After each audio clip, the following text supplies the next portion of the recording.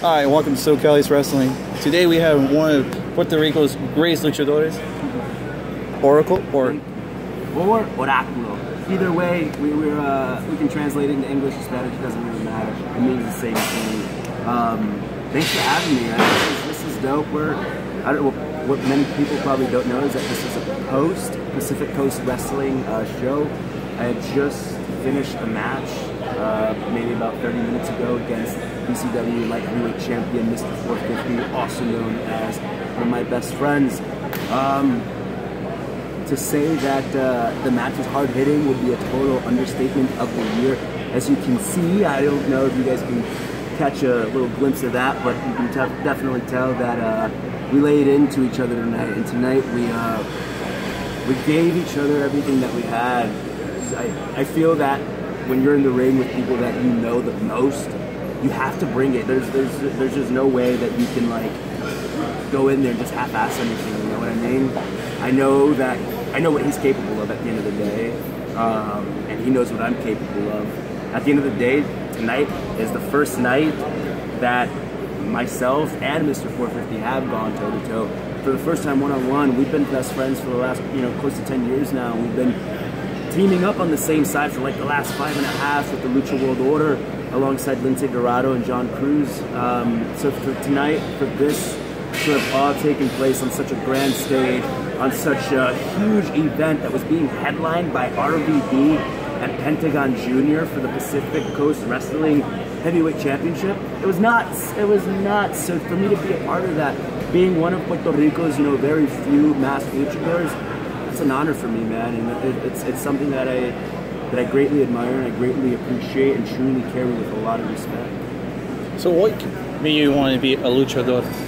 What made me want to be a luchador? I don't know if there's an actual answer to that other than me giving you like a brief synopsis of like my upbringing. So as a little kid, the only thing that would get me to shut up at night was if my parents like fed me orange juice. I was addicted to orange juice, man. I'm like, my stomach's like made out of acid or something, because I could pound these things like shots. One particular night, my dad, the way my dad tells the story is that it was maybe like around 2, 3 in the morning, and back where I'm originally from, we had a little bodega, and my dad went, bless his heart, as late as it was, to this bodega that was open 24 hours. We were all out of orange juice, so I was pitching a fit. He came back with the orange juice and he gave it to me, and come to find out that didn't shut me up. So my dad's just trying to figure out ways to like get this screaming baby to shut the hell up at almost 3:30 in the morning. So what he did was he went through his VHS collection and found the old school WWF tape, and he popped it in. And to no avail, apparently he sat me on his lap at the age of 1 to see Hulk Hogan for the very first time, and that was the only thing that shut me up. So every single night it kind of became more or less of like a tradition to where, oh no, he's crying, he's screaming, let's shut this kid up. Orange juice ain't working, let's give him Hulk Hogan. And that watching wrestling every single day would be every single night would be the only thing to shut me up as a kid. So the older I got, the more involved I became, and the more involved I became. Fast forward several years later, I'm sitting here in front of you guys, conducting this interview, man. It's one of those things where I can transcend my real life and apply it into the art known as lucha libre, with the mask, the pageantry, the superhero-like, entrances, or just the insane moves that we as human beings produce. We get one take to do this, and we get one take to do it in front of a sold-out crowd. So you need to be your best, and to be the best, you've got to watch the best. And in order to watch the best, lucha libre's got to be one of those things that you live, eat, and breathe, man. And that's been the only thing that I've ever known since I was a year-old, and for the last 10 years, I've been graced by living my dream, man. And I'm truly humble and honored. So you watched started as a young child, but right now you're a luchador, and I kind of say luchador because you're wearing the luchador mask. Absolutely. Why not just have no mask and just be a regular wrestler? I can get a little personal here. For those of you that don't know, behind this mask, I'm known as Rios, one half of Team Lucha, alongside John Cruz. He and I have been a tag team that started off known as Los Pendejos, It was supposed to be a comedy act that eventually started evolving into two guys that could actually go, into two guys that were really charismatic and, you know, and just brought it. Life happened. Life happened to me personally. A lot of personal things took place in my life. A lot of things that I'm not necessarily proud of. I got put through life's ringer. My name and my reputation, unfortunately, had taken a little bit of a hit, taken a little bit of a blow. There's two sides to life. I chose to not quit, regardless of what my reputation has been, regardless of what my name has been through. I decided to not quit because at the end of the day, I'm a human being, and this human being has a little boy that he calls his son. And Jaden, all I do is travel the world, getting beat up, beating people up, all to live my dream, to show you, my child, my son, my flesh and blood, that anything in life is possible. So I put this mask on in order to continue progressing forward, in order to continue to live out my dream, and to not be distracted by anything of what anyone has to say. I'm enlightened. I've been enlightened to truth. I've been enlightened to prosperity. I've been enlightened to so many beautiful things. I'm here to enlighten the world. I'm here to enlighten la cultura de lucha libre. So I do that. Whether I'm showing my face or not, I give everybody my 100%. But it's a lot cooler to do it wearing this too. And then merchandise too. Yeah, man, merch. So one of the cool things is, yes, it's an amazing way to be able to live your life and to earn an income by doing what you love the most. And growing up and coming up with this, like the thing that was never on my mind was money. The thing to always motivate me and to fuel me was to go out there and like entertain the people, give the people a show. Because at one point I was a child, and as a child my dad would take me to these lucha libre shows and whatnot. And me, myself, being on the other side of a barricade, I wanted to just do what I saw these guys doing. I wanted to go inside the ring and just be able to like feel the crowd, feel that electricity, you know? So doing that now, I get to do that, and the most beautiful thing about it is the mask lights kids up, man. It's one of those things where it's like, oh, it's not a regular guy. There's something unique and different about him. So for me to be able to like have these masks made, and yes, I do sell them, but to know that it's a little child that wants their parent, like, mommy, papi, please, I need the new Oracle mask or something like that. That's humbling for me, because that lets me know that I'm creating a difference in a child's life. That lets me know that I'm fulfilling a need that was fulfilled for me when I was in their same predicament. So from a merchandise standpoint, it's my way of, yes, earning an income, but also giving back to the kids that, you know, maybe would want to one day do this. Go to college first. Can you tell us about the details of your mask? About how it was like, where is it created? When is it created? Who's created the mask? Good question. So leading up to this, there's an individual by the name of Chris Parks, who is the head of Pale Horse Design. Pale Horse Design, if you go on palehorsedesign.com, you can visit Chris's website and see all of his artwork. It's all there on display. You can get it there, you can purchase it. One of the things that drew me to Chris, and this was years before I even met him, I was a fan of Chris Parks, which is crazy. I was a fan of Pale Horse Design. Excuse me. So one day I went on his website and I saw him drop a piece that just blew my mind away. Excuse me.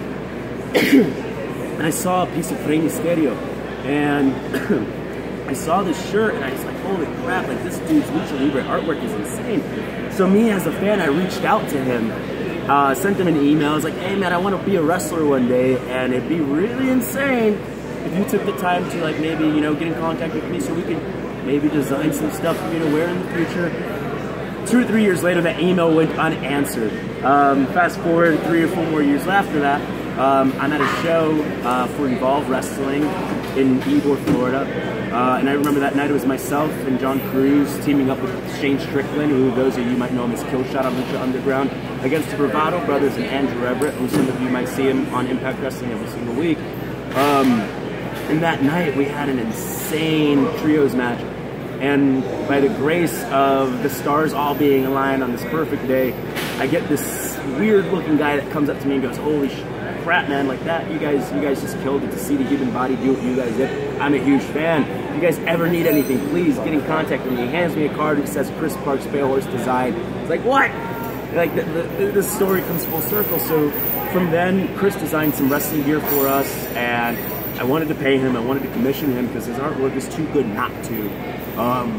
That moment there, he said, "I don't need your money, but I am gonna need some of your time in the next few months. I've got this concept that I'm working on. I'm not really sure where I'm going with it, but stay tuned." Okay, so I stay tuned.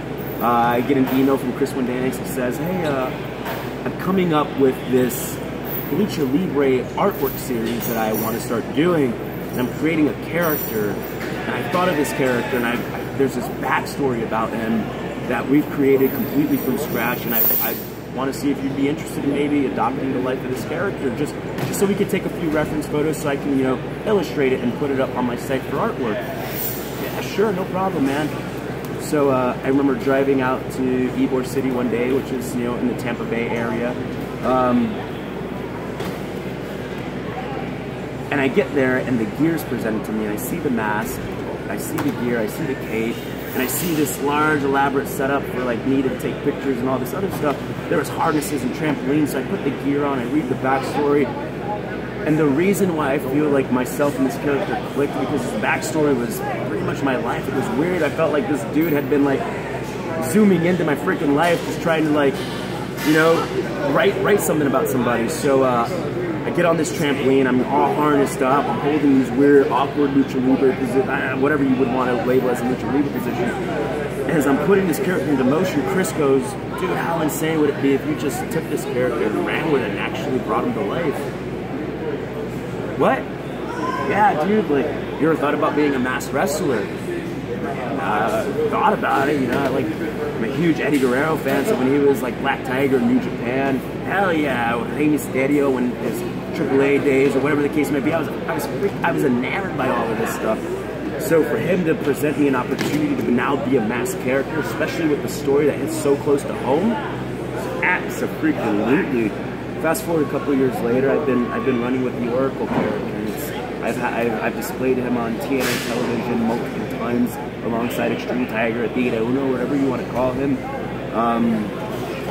It's been a wild ride, man, and tonight it's just, I feel it's the true definitive first step for the Oracle character, being introduced to the West Coast crowd and to the California crowd, and I just look forward to, you know, God willing, returning and being able to share more incredible moments, especially here at Pacific Coast Wrestling. And this is an insane company. I've been a part of so many independent companies, and for me to label this as an independent company, I don't think it's fair, because a lot of hard work has gone into this, a lot of production, you've got a lot of guys with great minds for the wrestling business, all creating Pacific Coast Wrestling. So no, this to me isn't an independent company. This to me is the next company that takes over the West Coast.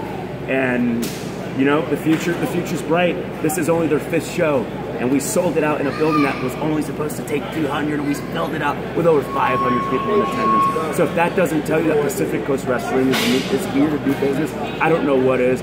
I look forward to coming back. I'm so happy that I'm here. Had a balls to the wall match against one of my brothers, and I'm just very fortunate. I'm blessed, and I appreciate you guys for giving me this time, man. Seriously. So you kind of mentioned, I don't know if Eddie Guerrero and Rey Mysterio are your idols, or do you have any more idols in Lucha Libre or wrestling?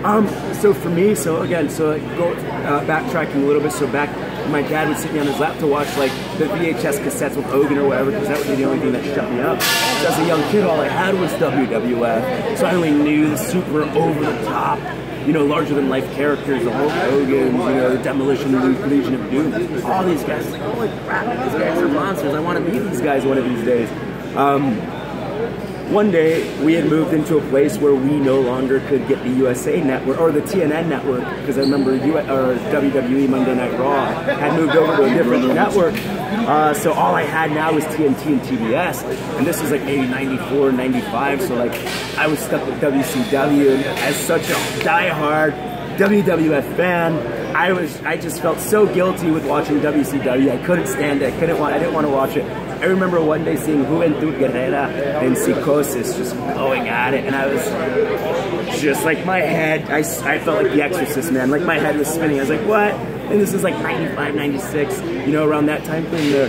And I just couldn't believe what the hell I was watching. And then I was hooked. So I had to stay and watch more. And then up next came Baby Stadio. I was like, oh my God, like this dude isn't even human. This dude is just like supernatural, just what the hell is up with this guy? Because he's doing things that I don't think I could ever do, or anybody else could possibly ever do for that matter. Insert Eddie Guerrero, the do-it-all, in your face. Eddie could be entertaining, Eddie could be serious, Eddie could do the lucha libre, Eddie could be technical, Eddie could brawl. Anything you wanted Eddie Guerrero to do, he did it. He was so versatile, man, and he's one of the guys that I feel that my girlfriend gets mad at me on a daily basis because I watch Eddie Guerrero day and night, and she goes, how much more could you possibly learn from the guy? Not enough. That's always my answer, not enough. To me, Eddie was great. Eddie was surpassed great. And November 13th, right now, man, we're coming up on the anniversary of Eddie Guerrero's passing, and that's wild because today is what, November 12th now? So tomorrow. November 13th, tomorrow, just in a few hours, man.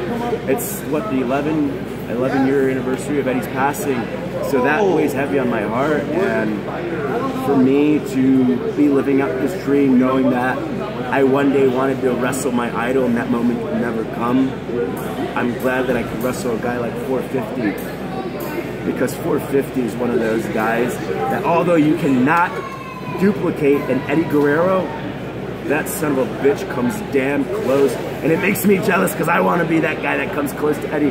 But 450's there, and I feel that tonight was a match that I could have possibly had against what I consider somebody that is very close to what my idol is. I love wrestling, man. I love lucha libre, and I love any and everybody that loves it just as much. And then there's very few wrestlers from Puerto Rico that like Carlos Colon, Carlito, Macias, or Ricky Banderas, or as they call it in Lucha Underground, Min Muertes. Pero, that's a legend also in Puerto Rico. And then you, Mr. 450, is it hard to have wrestling in Puerto Rico? It's not so hard. I remember back in the day, obviously days before I myself, 450 were probably even born, Puerto Rico was one of those hot, hostile territories, man, where like you couldn't go to a show on a weekly basis without a riot breaking out or somebody getting stabbed. So to know how rowdy, especially like the Puerto Rican fans are, and how immersed they become into what they're watching, and it's unreal. And to have guys like Carlos Colon and his family continuing the legacy of the Colon tradition, and having like El Mesias, who's actually one of the original trainers of my tag team partner, John Cruz. Back when John Cruz lived in Puerto Rico, it was Mesias that gave him his break. So he broke my tag team partner in, and it was through my tag team partner, through Lindsay Dorado, through 450 and my actual trainers, Bubba Ray and Devon Dudley, who I learned from. So I've had so many different minds to benefit from throughout my career, and I've been doing this close to 10 years, and I look forward to hopefully doing it another 30 or 40, as long as my limbs stay on me. Right. So I'm gonna have to cut this right here because I know you have a busy day. Oh well, we can continue on. We got right now it's 18 minutes. We can do it for how about 7 more minutes? Yeah, that's fine. All right. So we talked about Puerto Rico. We talked about your idols, as you call it, and then can you talk about and you mentioned about this earlier in the interview about TNA, like you tag team with Tigre Uno. Right. It was a temporary, short time with them at TNA. Right. Was that like you were so excited to be a big promotion like TNA, and so you know what, you already living your dream being a luchador. It's like there's no other way I can surpass my goals and dreams. So for me, coming up as a young man that wanted to get into the pro wrestling business, for me, TNA wasn't even around, so it wasn't a thought for me to ever want to pursue. When the opportunity did come, when it presented itself, and obviously when I was already involved in the business and knew of TNA, it was one of those opportunities that I at the time thought, you know, this could be like my be-all, end-all moment right here.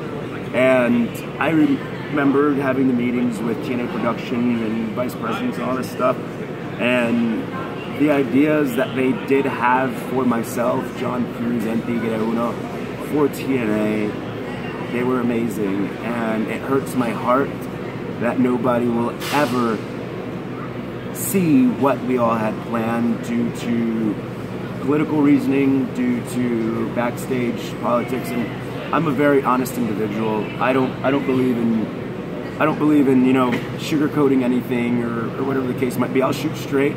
There was a lot of things that, you know, prevented us from moving forward in TNA. We were this close to signing contracts, but due to personal reasons and, you know, dating in the wrestling business, things happened. And just before they were, you know, I was offered my deal was retracted due to, you know, personal stuff that I legally won't get into right now.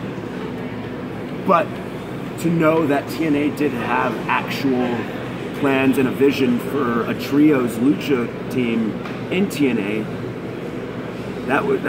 that's something that had a ton of potential, because at that time they had the Beatdown Clan with, you know, MVP, Low-Key, Samoa Joe, Kenny King. You had your Rise Up with Drew Galloway, and a couple other former WWE guys. So they were really picking up steam on the whole trios thing.